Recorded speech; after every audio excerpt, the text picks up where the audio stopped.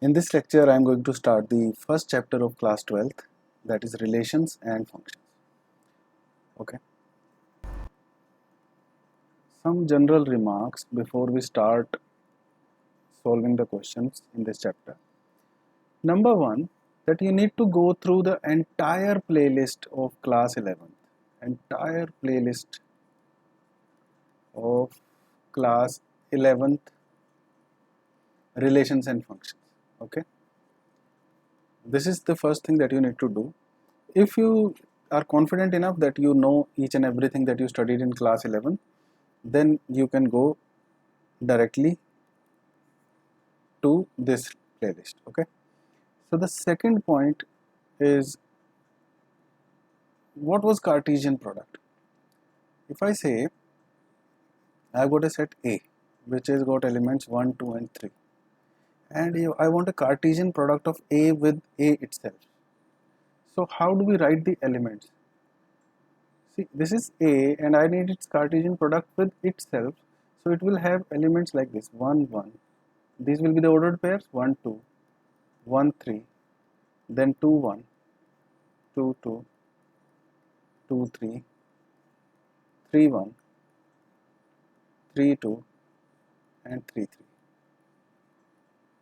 Right? Because this is A cross A. So the first entry of the ordered pair as well as the second entry of the ordered pair has to come from A itself. So the first and second entry is going to be 1, 2 or 3. So all possible combinations I have written here. Now relation is nothing but a subset of this A cross A, right? This Cartesian product. So if I select some of these ordered pairs and put them here, that will be one of the relations. Now there can be a relation where I do not have any of these ordered pairs out of this. So this is an empty relation, empty relation. What I mean is, I define a relation in such a way that none of these ordered pairs qualify to be in that relation. For example, this R, if I define it as the sum of first and second entry is greater than 7.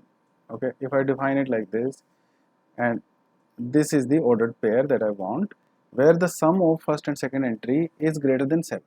As you can see, out of all these ordered pairs, the maximum, the sum of the entries can be 6. So there will be no element in this relation which is defined like this, right?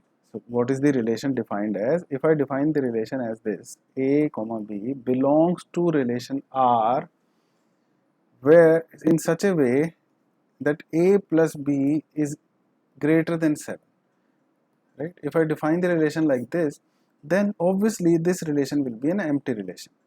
Now there can be another kind of relation that I need to talk about.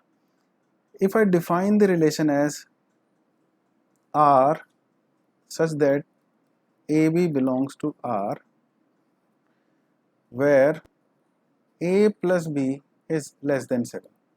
Now you see, every element or every ordered pair will qualify to be part of this relation, because the sum of these two entries is less than 7 for each and every entry of this A cross A, right? Such a relation, now this kind of relation is known as universal relation. Universal relation, and it is nothing but Cartesian product itself, because every element of this Cartesian product will fall in this relation. Okay, so these two relations I wanted to highlight. Another thing,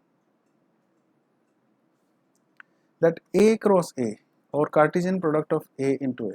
So if I say a statement like this: relation in A, relation in A, that means I am looking for a subset of Cartesian product of A with A, right? We talked about relation from A to B in class 11, right? Now when I make a statement like this, relation in A, that means I am talking about A to A, right? Or a subset of A cross A. So whatever the Cartesian product of A with itself is, we will select some of the elements or some of the ordered pairs of that Cartesian product as per the definition of our relation. Okay, let me take an example before going forward. Let us take this first example here. Let A be the set of all students of a boys school. So this is set A. What is set A? It is set of all boys of a boys school. For example, if the boys are B1, B2, B3, let there be n boys in this school. So this is the kind of set we are looking at. This is set A. It is set of all students of a boys school. Okay, now show that relation R in A. So this relation R in A, that means it will be a subset of A cross A, or the Cartesian product of A with A.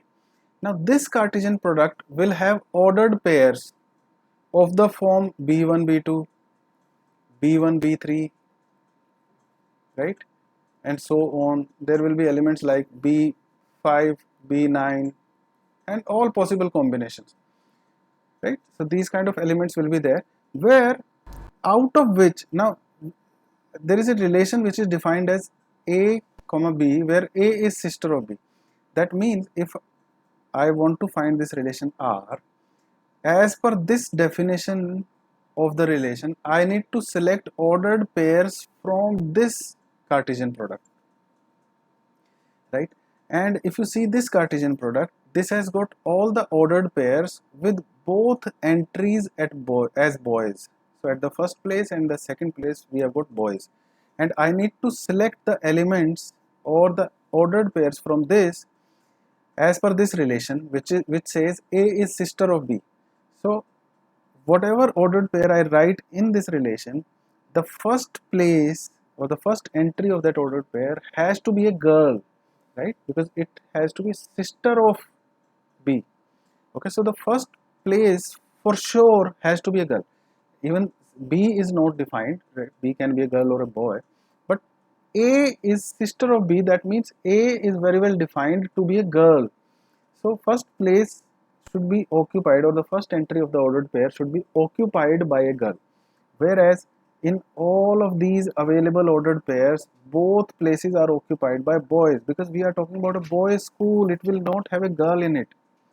That means this, as per this definition of the relation, I will have no element in this relation, or this will be an empty relation denoted by phi, right? So this is an empty relation. I need to show that relation R in A given by this definition is an empty relation. So this is an empty relation because it is a boys' school. It will not have girls in it. So there will be no element in this relation. Second, this is R2 or R dash. Let's call it R dash. R dash is defined as A comma B, where the difference between heights of A and B is less than 3 meters. That means we need to write all the ordered pairs out of these ordered pairs of A cross A, where the difference of their heights, let us say the first ordered pair is B1 B2, so the difference of their heights has to be less than 3 meters. Now 3 meters is approximately 9 point something feet, right? So this much difference is not possible in boys, or in anyone. I haven't seen anyone more than 7 feet. Even if you have seen somebody around 7 feet, there will be difference of 3 meters is not possible. Okay, so I need to write this ordered pair A comma B such that heights of A and B differ by 3 meters. So obviously less than 3 meters. Okay, so obviously every pair will satisfy this, because B1 and B2, the difference of their heights will be for sure less than 3 meters. B1 and B3, the difference of their heights will be less than 3 meters. So all of the elements of A cross A will come in this. That means this is a universal relation, because every element of this A cross A falls in this definition, or R dash is itself equal to Cartesian product of A with itself, right? So when every element of A cross A falls in the relation, right? Then it is a universal relation. So this definition, the second definition, is a universal relation. And when no element of the Cartesian product falls in the relation, then that is an empty relation, like this. Okay. So now we know what is an empty relation and what is a universal relation. Okay. If that relation doesn't have any element, see, we have to select elements or the ordered pairs from the Cartesian product of A with A. I am looking for relation R in A. That means I am looking for a subset of Cartesian product of A with itself. Okay, so the subset of, there can be how many subsets of A cross A? What is the number of elements in this? If set A has got n elements, right, then A cross A will have n squared ordered pairs in it, right? And how many subsets will it have? It will have number of subsets at 2 raised to power n squared. This is something we have discussed in sets, right? For this relation, there can be two kind of trivial relations. One is empty relation, one is universal relation. When do we call it an empty relation? When there is no element in this, right? This is empty. And when it is universal, when every element of A cross A or Cartesian product of A with A falls in that relation. So this is universal relation, this is empty relation. Now we will discuss about reflexive, symmetric and transitive relations. Reflexive, symmetric and transitive relations. So let us start with set A. If set A is this, then what will be A cross A or Cartesian product of A with A? It will have 9 elements, that will be 1 1, 1 2, 1 3, 2 1, 2 2, 2 3, 3 1, 3 2, 3 3, right? These will be the 9 ordered pairs in A cross A. Now I need to select a relation as per some definition of my relation. For example, I can select a relation A comma B where A plus B is equal to 4. Then what will be the elements in that? The elements will be where the sum of these entries is 4. For example, this will be there, this element will come in that relation, this element will come in that relation. Apart from these three, there will be no other element in that relation. So we can select some of the relations as per some definitions, right? Now those relations can be defined as reflexive, symmetric and transitive.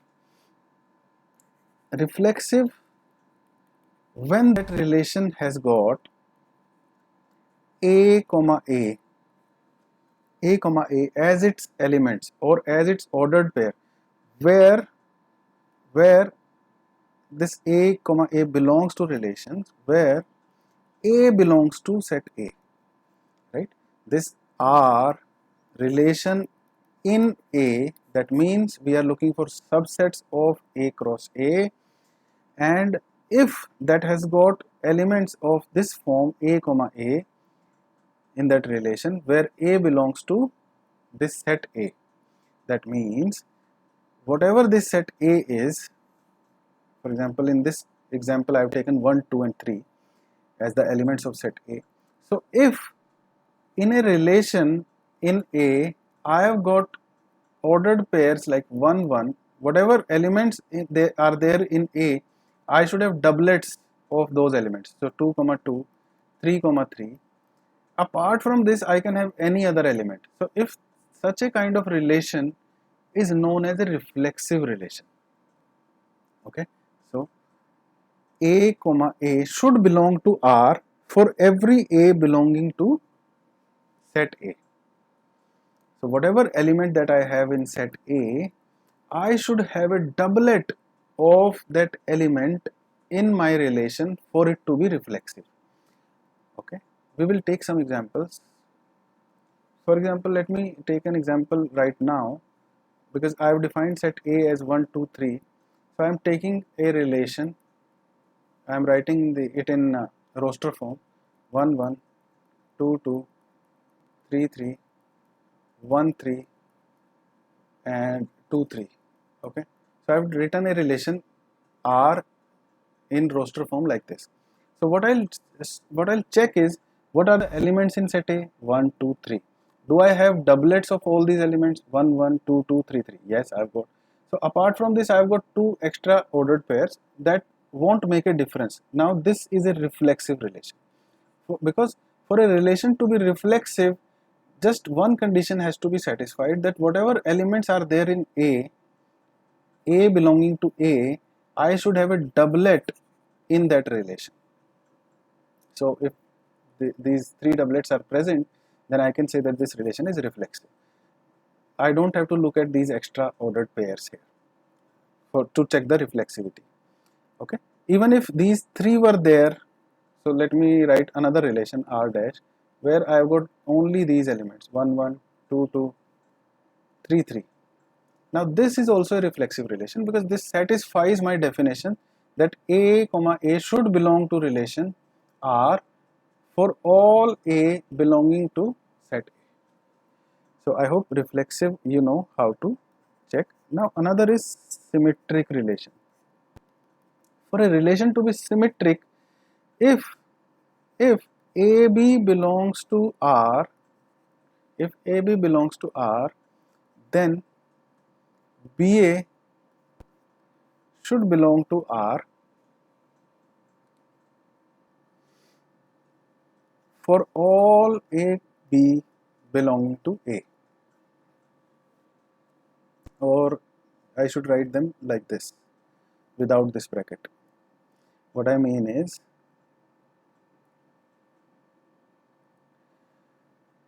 these two elements are there in A, this set A.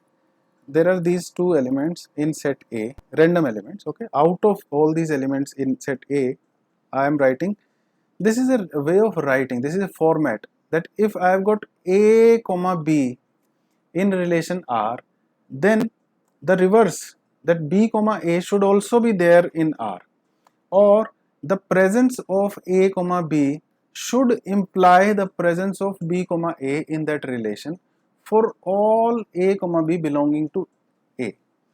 What I mean is, I selected A as 1, 2, 3, right, for this example. So if there is a relation R where I have got an element 1 comma 2, then for it to be symmetric, it is necessary that 2 comma 1 also should be there. So if 2 comma 3 is present, then 3 comma 2 should also be present. If 1 comma 1 is present, then it won't make a difference, because 1 comma 1 or the reverse of it is one and the same thing. So what can you say about this relation? Is this symmetric? Yes, because 1 comma 2 is present, so 2 comma 1 is also present. 2 comma 3 is present, so the reverse of it is also present. So this relation is a symmetric relation. Let me write another relation: 1, 1, 2, 2, 3, 3, 1, 3. Now is this relation a symmetric relation? Because of these three ordered pairs, it is still asymmetric. But look at this: 1 comma 3. Now the reverse of it, or the flipped version of it, or 3 comma 1 is not present in R dash. That means this relation is not symmetric, because if 1 comma 3 is present, then 3 comma 1 should also be present for it to be symmetric. So reflexive and symmetric are clear. Now what about transitive relation? Transitive relation, by definition, if A comma B is present in this relation and B comma C is present in relation R, then it should imply that A comma C belongs to R for all ABC belonging to A. So this is a condition, this is conditional, right? If A comma B is there in relation, B comma C is there in this relation R, then A comma C should be present in relation R. That means presence of these two should imply the presence of this.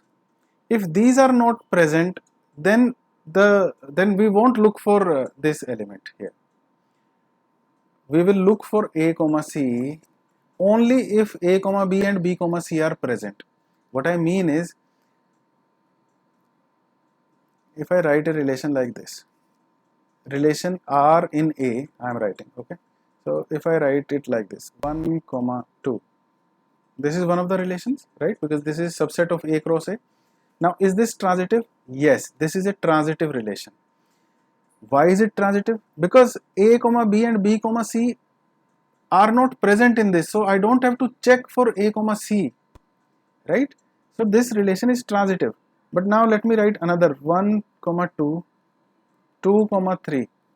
Now is this relation transitive? It is not, because 1 comma 2 is present, 2 comma 3 is present, then 1 comma 3 should also be present, right, for it to be transitive. Now let me write another relation, 1 comma 2, 2 comma 3, 1 comma 3. Is this transitive? Yes, because A comma B, B comma C is present, then and 1 comma 3 or this is also present. That means this is a transitive relation. So this relation is transitive. Now if I give you another example, 1 comma 1, 2 comma 2, is this transitive? Yes. Another example, 1 comma 2, 2 comma 3. I think I have already taken this, so let me change it a little bit. 1 comma 3, then I'll take 2 comma 2. Now is this transitive? Yes, because presence of A comma B and B comma C implies the presence of A comma C, or you can see it like this. The second entry of one ordered pair is the same as first entry of the another ordered pair. That means 1 comma 3 is also present. So see, if the second entry of an ordered pair is equal to the first entry of another ordered pair, then the first entry of this ordered pair and second entry of this ordered pair should also be present as an ordered pair. I hope you understand this. At least if you don't understand it in language, you have understood it mathematically,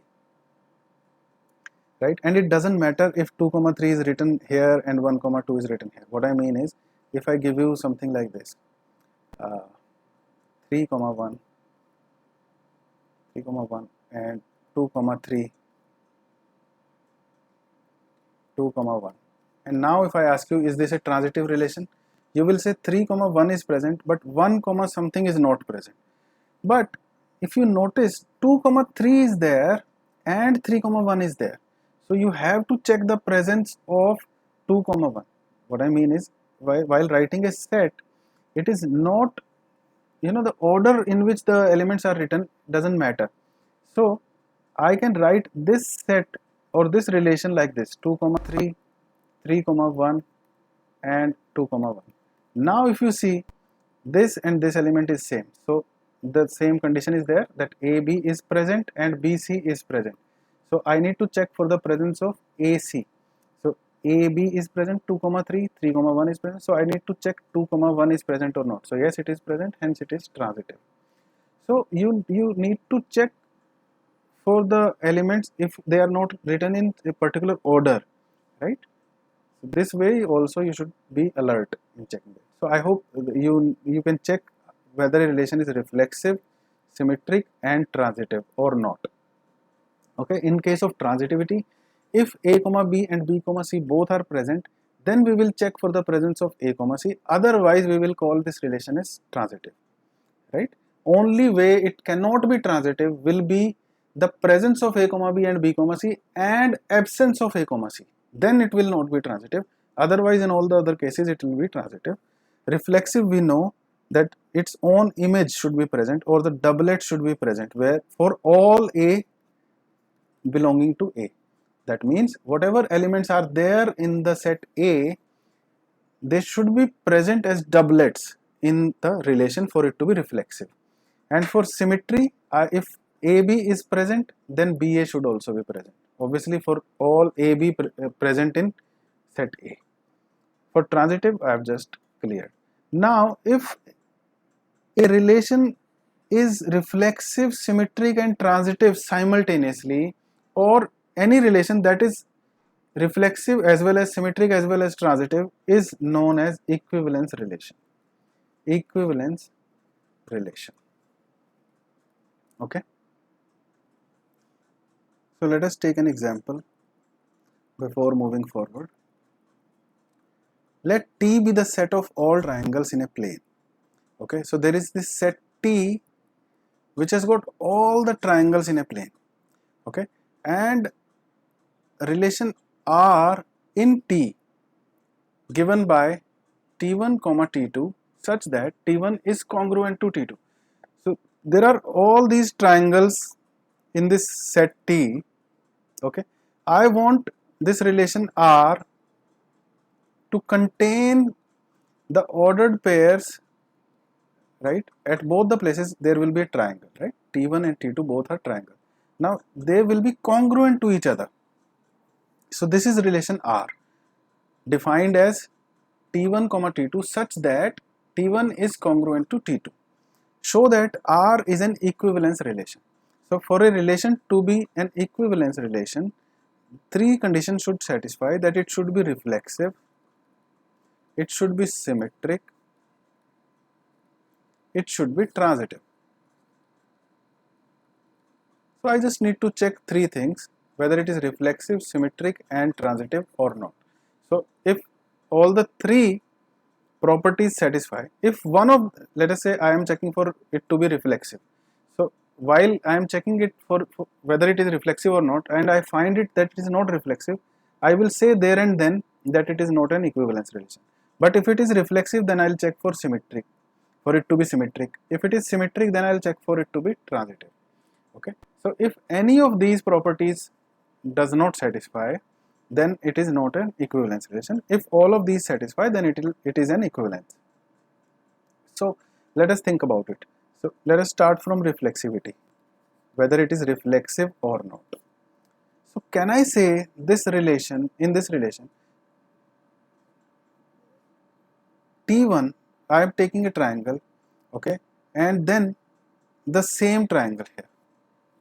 Does it belong to the relation? It belongs to the relation R or not? What I mean is, if a triangle is congruent to itself or not? Yes, every triangle is congruent to itself. So that means whatever elements are present in this set T, right, whatever elements are there in this set T, every triangle present in it will be congruent to itself. So T1 comma T1 will always belong to relation R for all T1, for all T1 belonging to T, or for all triangles, all the triangles that are there in set T will be congruent to themselves. So yes, this relation is reflexive. What about symmetric? Whether it is symmetric or not? So let us check. If T1, T2 belongs to R, what does it mean? That T1 is congruent to T2. So can I say T2 is congruent to T1? Yes, if T1 is congruent to T2, T2 is obviously congruent to T1. So if T1, T2 belongs to R, that implies T2 comma T1 also belong to R. That means this relation is symmetric. This relation is symmetric, and it is true for every T1 comma T2 present in the set T. Now what about transitive? What about transitive? If T1 is congruent to T2, T2 is congruent to T3, then T1 will definitely be congruent to T3. This is something that we know, right? If A is equal to B, B is equal to C, then A will be equal to C. So what is congruence? Congruence in geometry is equality in algebra, right? So if T1 is congruent to T2, if a triangle T1 is congruent to triangle T2 and triangle T2 is congruent to triangle T3, then definitely triangle T1 is congruent to triangle T3, because for these to be congruent, every side should be equal to the every side of this triangle, right? Hence, if T1 T2, where do I write? Let me change the color and write it here itself. If T1 T2 belong to R and T2 T3 belong to R, then it will imply that T1 T3 belongs to R. Hence, this relation is transitive. So, this given relation R, which is defined by this, that T1 is congruent to T2, is reflexive, symmetric as well as transitive. Hence, it is an equivalence relation. This is how I need to show this.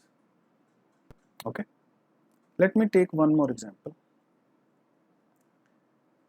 Let L be the set of all lines in a plane, R be the relation in L, defined as R equal to L1, L2, where L1 is perpendicular to L2. Show that R1 is symmetric but neither reflexive or transitive. So let us check for every one of these relations.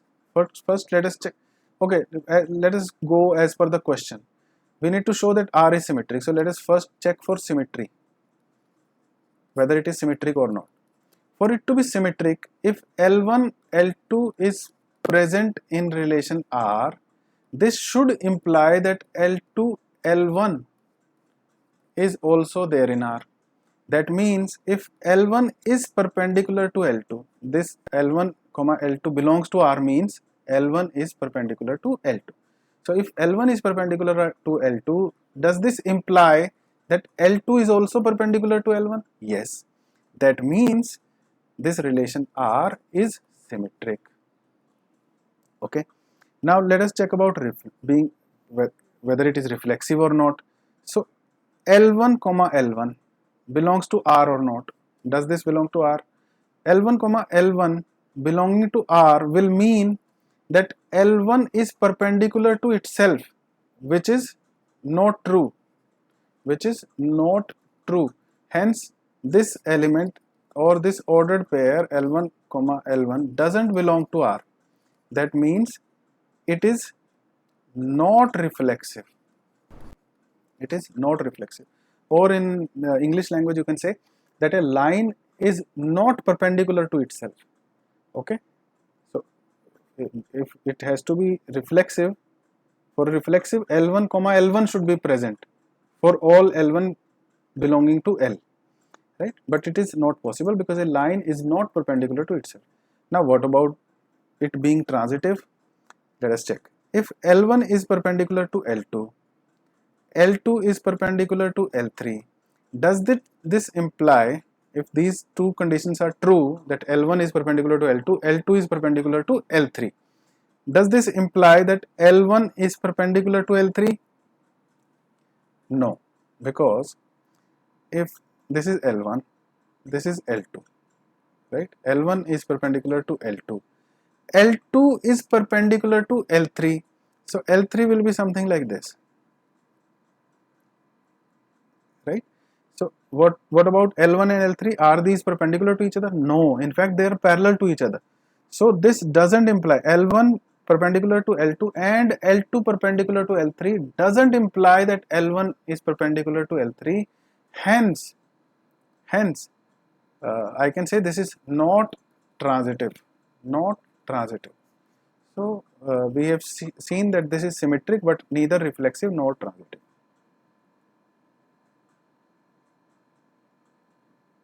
Show that a relation R in set 1, 2, 3 given by this is reflexive.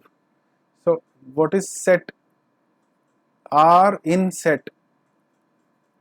Let us say this set is set A. What is set A? 1, 2, 3. So if R in set A means R is subset of A cross A or Cartesian product of A cross A, right? This is something we know already. I just wanted to remind you that R in A means R is a subset of Cartesian product of this set with itself, right? So it will be reflexive if it has got doublets of all these elements 1, 2 and 3. So let us check 1, 1, 2, 2, 3, 3. Yes, doublets of all the 3 elements are present in this, hence it is reflexive. What does that mean? That A comma A belongs to R for all A belonging to set A. This is set A. So all of the elements in set A has got doublets in this relation R. Hence, now these are present here. So this relation R is reflexive. Now, is it symmetric? For it to be symmetric, if A comma B is present in R, this should imply that B comma A is also present in R for all A comma B belonging to A. So let us check. So we don't have to check anything for 1, 1, 2, 2, 3, 3. If 1 comma 2 is present, then 2 comma 1 should also be present. So I can say 1 comma 2 belongs to R, but 2 comma 1 doesn't belong to R, hence it is not symmetric. What about it being transitive? Now 1 comma 2 and 2 comma 3 are present. So 1 comma 2 belongs to R and 2 comma 3 belongs to R, but 1 comma 3 doesn't belong to R. That means this is not transitive. Right? If something is transitive or something is symmetric or something is reflexive, then we have to show for each and every element, right? So we always take something general, for example A comma A, right? If I have to prove it not symmetric or not something, right, then I just have to take one example and show that it is not true, because if something is true, it should be true for each and every value. But if it is not true, it is enough for me to show only one exception. If it is not true at even one place, then we will say it is false. Okay.